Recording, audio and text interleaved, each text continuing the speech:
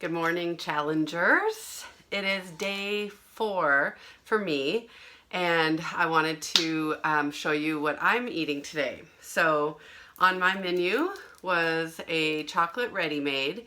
What I do with these ready-mades is I put them in a steamer, steam them up, brew a couple shots of espresso, and make a mocha.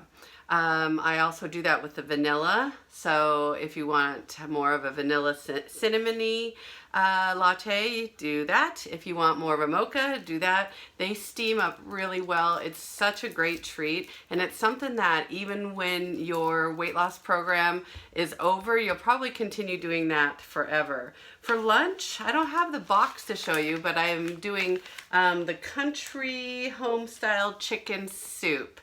So one trick that I do to get my vegetables in is anytime I have soup, I go ahead and purchase the rice cauliflower. So I get that steamed up, I put it in my soup. It makes for a bulkier meal. I am used to eating larger quantities, and that's probably part of my problem.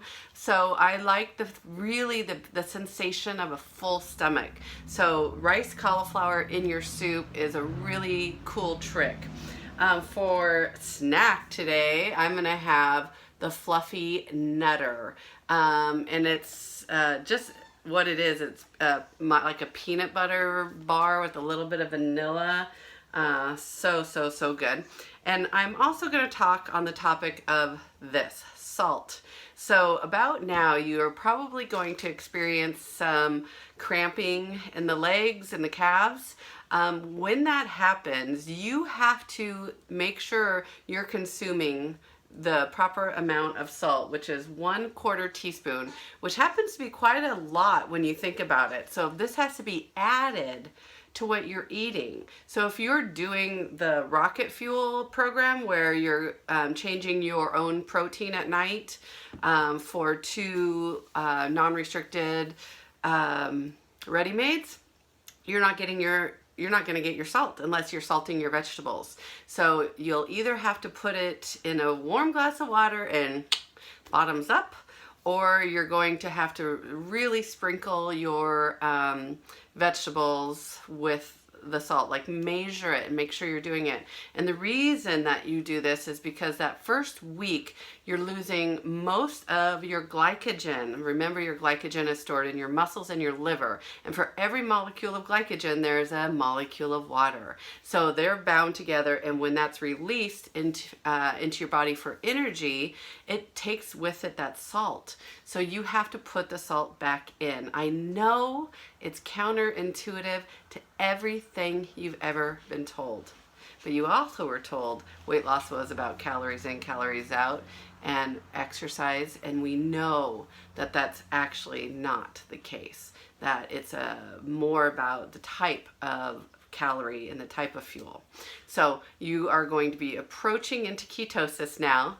And so why does ketosis feel so good? Well, typically we fuel our bodies with carbohydrates. That's what gives us our instant energy. That's like lighter fluid on a campfire.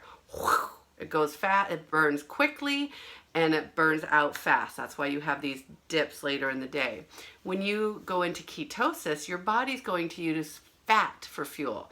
So carbohydrates are 3 calories per gram that you release when you consume it. That's where you get your energy. Fat is 9 grams. I think carbohydrates are 4. Anyway, 3 to 4 for carbohydrates. You release 9 calories per gram of fat you burn.